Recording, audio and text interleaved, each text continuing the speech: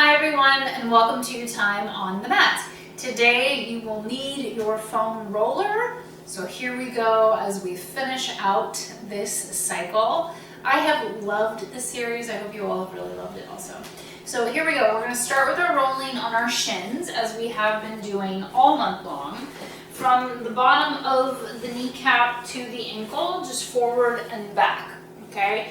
Working the balance, whatever is best in your body, at whatever speed and pace speaks to you, okay? Then we're gonna move to the quads. You can keep the arms long or shift down to the forearm. If you are on the forearm, try to take awareness that they're in parallel, thumbs reaching for each other, middle fingers reaching for the edge of the mat. Just a nice press and rolling out, warming up the tissues, allowing the fascia to also warm up and release, to get deeper into the muscles, ligaments, and tendons for healing and for strength, okay? From here, you're gonna turn for the IT band on the side of the leg.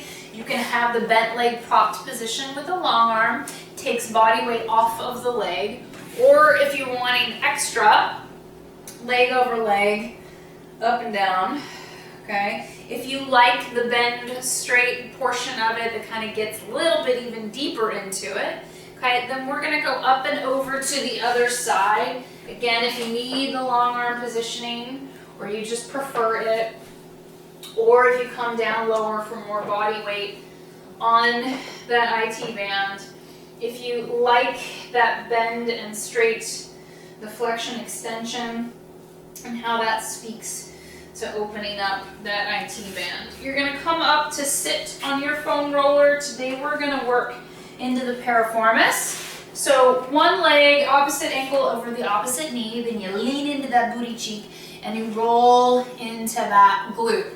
Okay, if it speaks to your body, you can start to lengthen out that leg. Don't get fancy with the yoga strap here. I mean, you can. I just feel like it's too many things, and quite frankly, it's been caught on the foam roller before.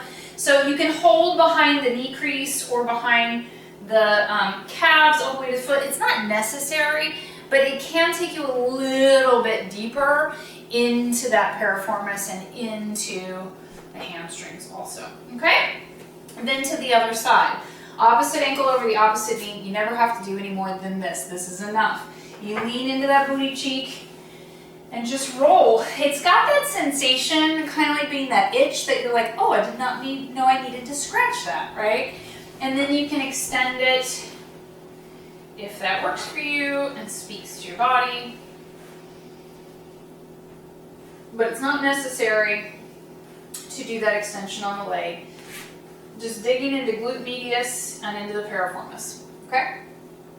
So it's kind of that dent of the booty cheek, but into the hip girdle, all right? So from here, lower down, we're gonna do our low back rolling from the low back to the mid back, from the hip bones to the shoulder blades.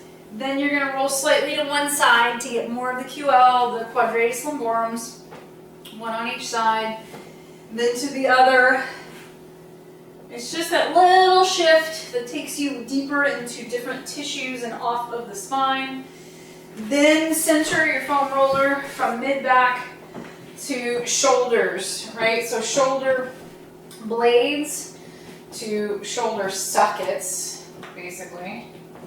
Okay, and then find a stopping place underneath the shoulder blades, set your glutes down, and then extend over the foam roller best your body is willing and can handle. Squeeze down in the armpit, try to open up the elbows, let gravity do its job here. Really try to surrender. That is literally the point of this passive upper back extension, is that we feel some heaviness and some opening and accessibility in the chest and the shoulders that we only get by having gravity assist us. 4, 3, 2, 1. Bring the elbows together, chin to chest. The arms can assist as you peel and roll up to your seated position.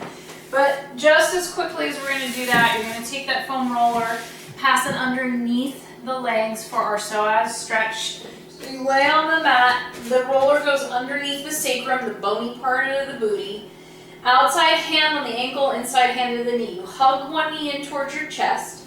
You allow the other leg to lengthen out wherever it can today to open up through the hip flexors, but most specifically the psoas. The psoas is our fight or flight muscle. For unicorns, it's a very particular muscle that's really, really supportive, beneficial, intrinsic to trauma healing, okay? Because it is our fight or flight muscle. And so we talk about how the deep stressors, the emotional stressors of our body are stashed in our hips. This is because of the psoas, the fight or flight muscle. And so when we get scared, when something bad happens and adrenaline kicks in, those muscles tighten and they tell us to fight or run. Okay, so if there has been deep trauma in your life, whether one moment or a history of it, healing the psoas physically is literally emotionally and spiritually healing. Okay, so we never want to force it. We just want to offer it release and length and suppleness and surrender. Bring the extended leg in, slowly and thoughtfully, then allow the other leg to open, okay? So at different sides of the body, do different things. Honor that. Outside hand on the ankle, inside hand on the knee. You want to hug the knee in as close as possible and not stress the other leg, but allow it to surrender and hang with gravity, okay? Hip work and deep psoas work can brew and release, cause anger, anxiety, frustration, or nausea. If there would ever be a moment that you spontaneously burst into tears on the mat and you're like, what the?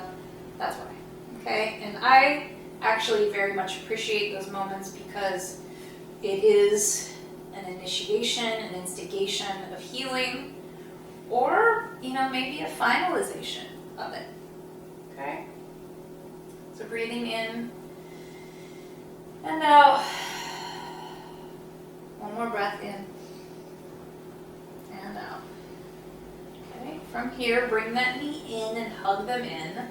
Having the foam roller under your hips can just be a lovely mini legs up the wall of restoration here.